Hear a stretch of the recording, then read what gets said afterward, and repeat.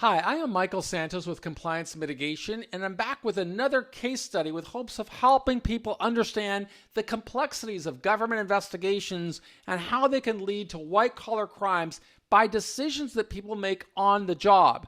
Today we are going to focus on an individual who was a lawyer, a wealth advisor, and yet found himself in the crosshairs of a government investigation. Let's see what we can learn from this story that focuses on the board of directors and how participating on a board, agreeing to participate on a board of directors, brings an individual some level of liability and responsibility.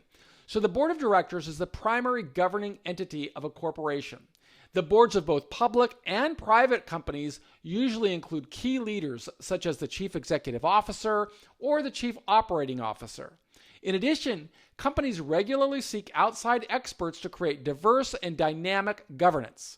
Outside directors need to evaluate invitations, nominations to serve on boards carefully. They should assess potential risks for their current employers and for themselves.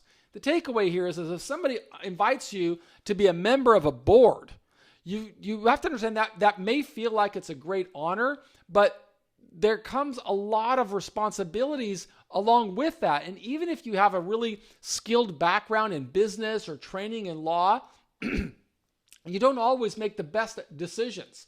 So we want to learn a little bit about this particular case. And this case covers Empire Financial. It's a financial services firm providing comprehensive planning and investment management services to high net worth individuals and their families.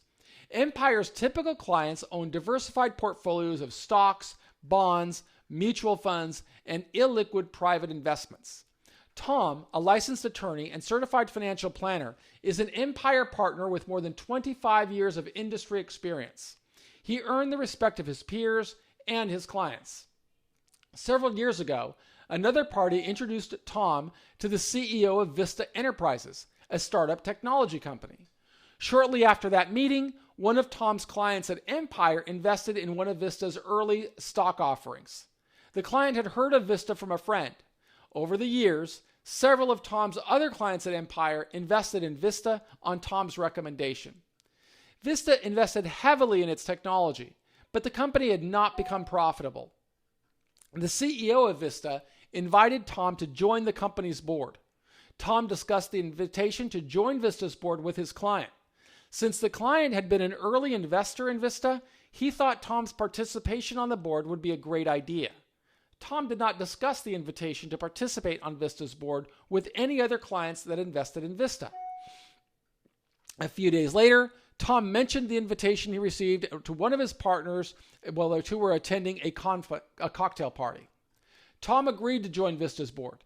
He did not sign any documents memorializing the decision. Tom began attending Vista's board meetings.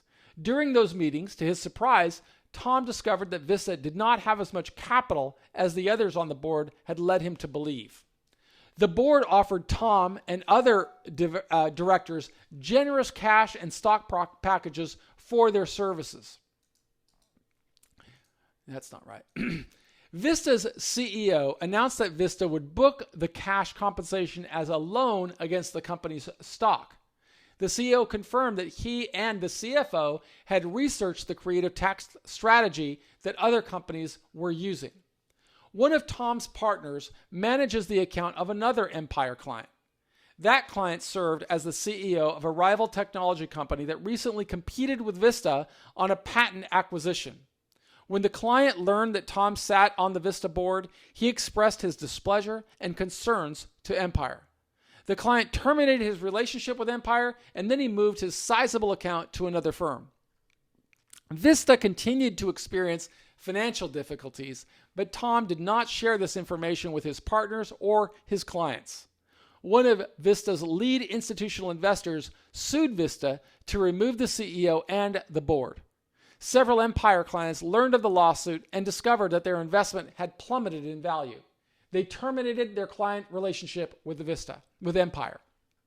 Well, as a result of his involvement with Vista, Empire terminated Tom for cause. Empire alleged that Tom failed to disclose his board position and compensation with Vista. As a result, he violated Empire's conflict of interest policy. This all led to an SEC government investigation. It sought disgorgement of the compensation that Tom received while serving on Vista's board, as well as fines and penalties. The SEC also referred the matter to the Department of Justice to review potential criminal tax fraud charges. Here's the analysis. Tom felt flattered when Vista's CEO offered him a board position.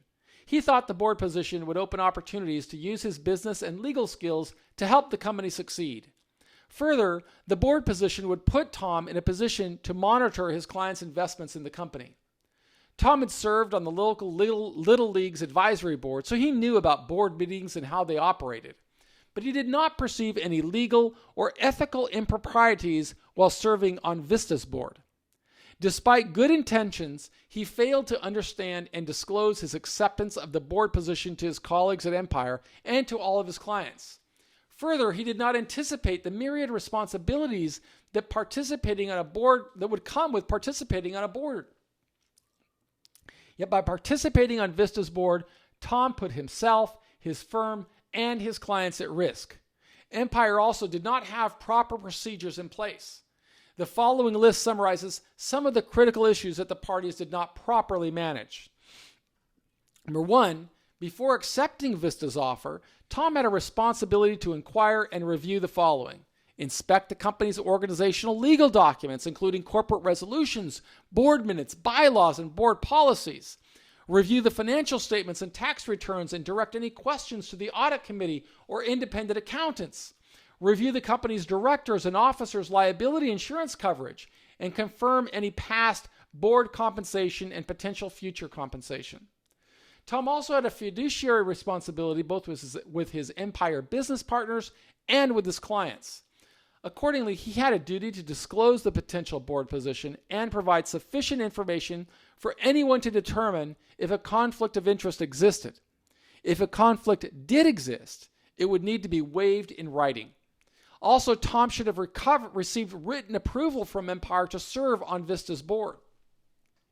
When Tom was offered the director's compensation package, he should have requested independent confirmation from Vista's accountants and the structure's attorneys. Tom should have disclosed the compensation to Empire. Despite Vista's deteriorating financial condition, Tom failed to disclose this to his Empire partners or clients, several of whom made follow-on investments in Vista without knowing the risk. So Empire had some, potentially issues as well. They should have had a written policy that disclosed what people should do when they're going to participate on a board. They should have had D&O liability coverage to protect the firm and clients and shareholders from litigation.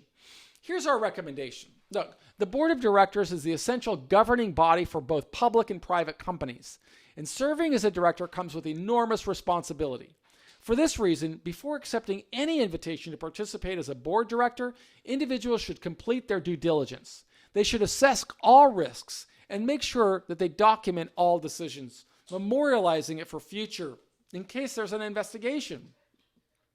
The problem here is that Tom is a lawyer. He should have known better. Instead, he allowed the flattery of being invited to participate on this big company get to his head. He accepted a big comp plan, and he really lost his way.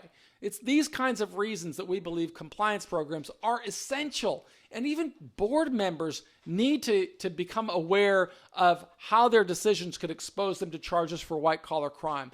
We've served a lot of time in prison with people that served on boards, and they just didn't realize how their decisions could bring criminal implications.